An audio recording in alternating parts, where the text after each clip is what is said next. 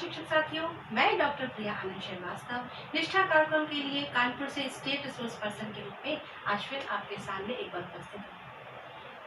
साथियों, हमने निष्ठा कार्यक्रम के कई वीडियोस को आपके साथ शेयर किया है और आज एक नए वीडियो के साथ आपके समक्ष उपस्थित हूँ, जो कि है हमारे विद्यालयों में पूर्व व्यावसायिक शिक्षा। तो आज विद्यालय में पूर्व व्यावसायिक शिक्षा की क्या स्थिति है, इसके विषय में हम चर्चा करेंगे। तो शुरुआत करते हैं हम अपने भारत के प्राचीन इतिहास से। हमारे भारतवर्ष में शिक्षा प्रायः गुरुकुलों में ही दी जाती थी और गुरुकुल ही शिक्षा का केंद्र हुआ करते थे। उस समय बालक गुरु के पास जाकर विद्या का ज्ञान प्राप्त करता था और उस समय हमारे शिक्षा के जो उद्देश्य थे वो थे मोक्ष प्राप्त करना और एक्सल्टेशन ऑफ द पर्सनैलिटी, यानी अपने व्यक्तित्व का उन्नयन।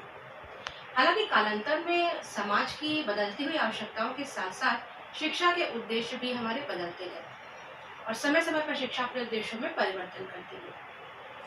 लेकिन अगर हम ध्यानपूर्वक देखें तो हम ये देखते हैं कि जब बालक गुरुकुल में भी अध्ययन करता था तो वो अपने गुरु से आध्यात्मिक शिक्षा के साथ ही साथ ऐसी चीज़ों के गुण भी सीखता था जो कि उसे उसके व्यवहारिक जीवन के लिए तैयार करते थे, उसे आत्मनिर्भर बनाते थे। अतः यह भी एक प्रकार की व्यावसायिक शिक्षा ही थी, व्यावसायिक शिक्षा की तैयारी थी। इसके अलावा हमने जो शिक्षा में बहुत सारे वादों का अध्ययन किया है, जैसे हम आदर्शवाद की बात करें, प्रगतिवाद, उसके बाद प्रयोजनवाद या सिद्धांतवाद की बात करें, तो हर प्रकार के वाद में हम देखते हैं कि उसके पाठ्यक्रम में कहीं ना कहीं एकेडमिक शिक्षा के साथ ही साथ एक व्यावसायिक पाठ्यक्रम की भी बात की गई है। ये अलग बात है कि हमारे कुछ वादों में इसको प्रमुखता से स्थान दिया गया, जबकि कुछ वादों यानी कि इज्म में इसको गौण स्थान दिया गया। लेकिन इसकी चर्चा यानी कि व्यावसायिकरण करने की पाठ्यक्रम में व्यावसायिक शिक्षा की जो चर्चा है वो समय समय पर होती रही है। इस प्रकार शिक्षा में एक उद्देश्य यह भी है कि हम बालक को उसके व्यावसायिक जीवन के लिए तैयार करें और यही हमारे आज के टॉपिक का उद्देश्य है। अगर भारतवर्ष के इतिहास पे नजर डालें तो आपने हम सब ने वुड डिस्पैच का नाम सुना है।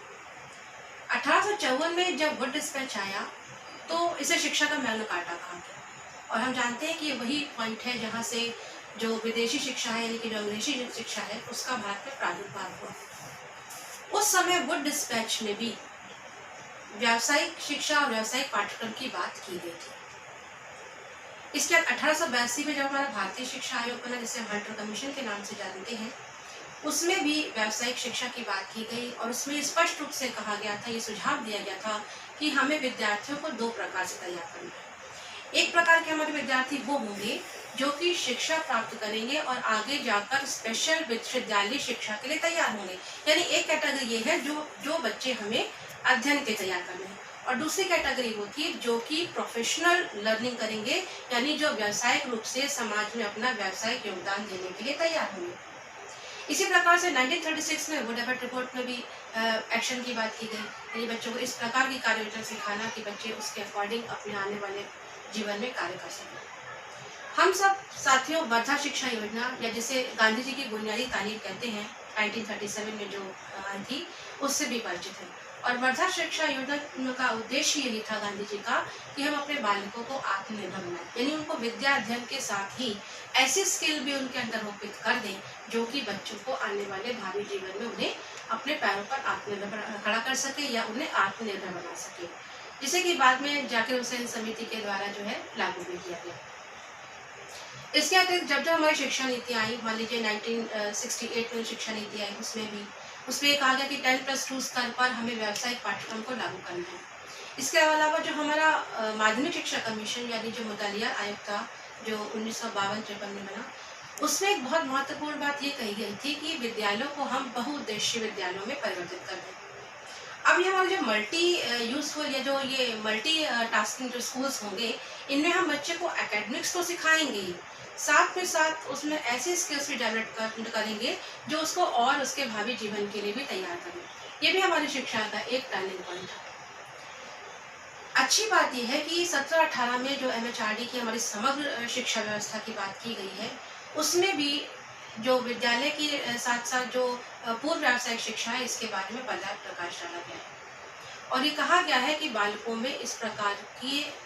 गुणों को पोषित करना अत्यधिक अनिवार्य है ताकि वो आगे जाके समाज में आत्मनिर्भर बन सके। और इसके लिए ये कार्यक्रम हमारा जो मंत्रालय है, हमारी सरकार है, ये बहुत सारे सेगमेंट्स या बहुत सारे विभागों और पार्ट्स के माध्यम से करती है। जैसे हमारा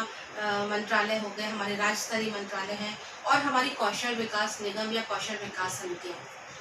जो कौशल विकास समितियाँ होती हैं वो व्यावसायिक मानकों का अप्रूवल करती है।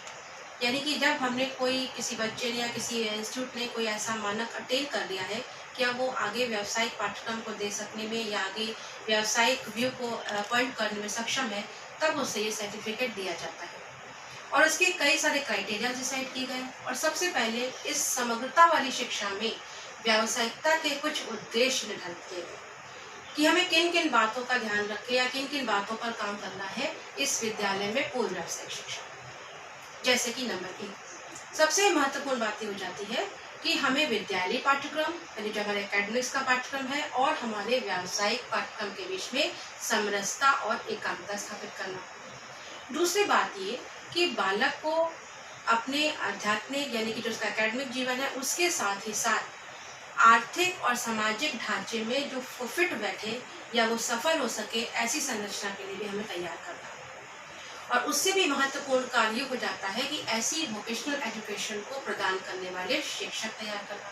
क्योंकि साथ ही वोकेशनल एजुकेशन देने वाला शिक्षक भी अपने आप में विशेष होना चाहिए, क्योंकि ये नॉर्मल एजुकेशन नहीं है, एक स्किल्ड एजुकेशन होती है। और ऐसे शिक्षकों को तैयार करने के बाद इस प्रकार की शिक्षा का मूल्यांकन, जिसके लिए हमें पर्याप्त शोध करना है, और इसके अलावा ऐसे शैक्षिक कार्यक्रमों की सार्थकता और उनका उद्देश्य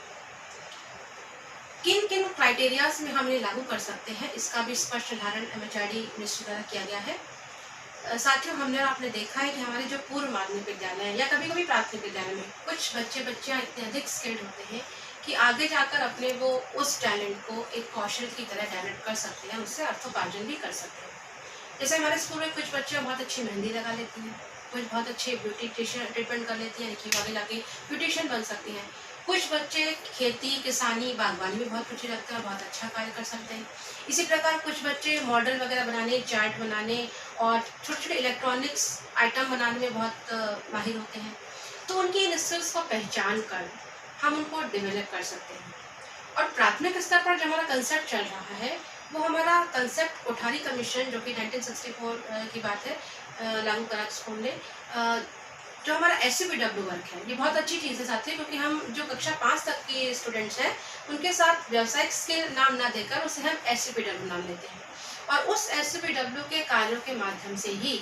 एक अच्छा शिक्षक इस बात का निर्धारण कर सकता है कि हमारे बच्चे का रुचि और रुझान किस तरफ है और हमें उसे किस ओर प्रेरित करना है। साथियों, जहां हमने कौशल विकास समितियां निर्धारित की हैं या बनाई हैं, उसके साथ ही इन चीज़ों की काउंसलिंग और गाइडेंस करने के लिए भी पर्याप्त समय रखा है, ताकि हम ऐसे बच्चों को पर्याप्त काउंसलिंग और गाइडेंस के द्वारा सही दिशा दिखा सकें। तो इस प्रकार से विद्यालय पूर्व शिक्षा में भी जो व्यावसायिक शिक्षा है, इसका काफ़ी स्कोप है, जो कि आने वाले जीवन में बच्चे के लिए काफ़ी उपयोगी सिद्ध हो सकता है। यहाँ पर इसके लिए कुछ कौशल भी निर्धारित किए गए हैं, जिन पर आकलन करके बच्चे को इस व्यावसायिक शिक्षा की ओर आगे उन्मुख किया सकता है। जैसे ये कौशल है हमारा हरित कौशल, और इसके अलावा हमारा संचार माध्यम में कौशल, हमारी स्किल जो कि इलेक्ट्रॉनिक्स या इलेक्ट्रिकल फील्ड में बच्चे जो अच्छा कर सकते हैं, तकनीकी कौशल, इसके अलावा संप्रेषण कौशल, प्रौद्योगिकी कौशल, कुछ इस प्रकार के कौशल हैं जिन क्षेत्रों में बच्चों का रिकॉग्निशन किया जा सकता है। अतः इस पूरे संवाद का निचोड़ ये निकलता है कि एक प्राथमिक शिक्षक के रूप में, कक्षा 1 से 5 तक के शिक्षक के रूप में, जब हम बच्चों से SCPW वर्क कराते हैं यानी प्रोडक्टिव वर्क करवाते हैं, सामाजिक कार्य करवाते हैं, तो हमें उनकी क्षमताओं का, उनकी रुचियों का, उनके स्किल्स का स्पष्ट निर्धारण कर लेना चाहिए। और आगे जाकर हमारे पाठ्यक्रम में कृषि, बागवानी या होम साइंस का जो कंसेप्ट रखा गया है वो इसलिए रखा गया है कि जब बच्चे हमारे उच्च विद्यालय की शिक्षा से पहले तैयार होते हैं तो उनके लिए ये स्पष्ट रूप से निर्धारित किया सके कि आगे जाकर बच्चा हमारा किस फील्ड में जाना चाहता है और उसके अकॉर्डिंग उसकी काउंसलिंग और गाइडेंस की जाए। इसके अलावा आगे उसका समर्थन किया जा सकता है, क्योंकि सरकार के द्वारा भी बहुत सी योजनाएं चलाई जा रही हैं और अप्रेंटिसेस प्रोग्राम्स के द्वारा, अप्रेंटिसेस एग्जाम्स के द्वारा जो है बच्चों को इस ओर कॉन्ट्रीट किया जाता है। तो बहुत सारी संभावनाएं हैं और अगर हम बच्चों को अपने स्कूली जीवन में ही उनके आने वाले पूर्व व्यावसायिक जीवन के तैयार कर देंगे यानी हम पहले से उसका रुझान जानते हैं, उसके बाद उसके स्किल को निखारते हैं, फिर उसे एक प्रॉपर गाइडेंस देते हैं ताकि वो किस दिशा की ओर मूव कर सकता है। तो मैं समझती हूँ कि इस प्रकार से धीरे धीरे बच्चे को उसके रुचि के अनुरूप एक लाइन मिल जाती है, और अगर थोड़ा सा भी उसका सपोर्ट कर सकते हैं, मदद कर सकते हैं, तो उसके द्वारा वो उस दिशा में अपना कैरियर बनाकर आत्मनिर्भर होकर देश की प्रगति में अपना योगदान दे सकता है। आज के लिए इतना ही साथियों।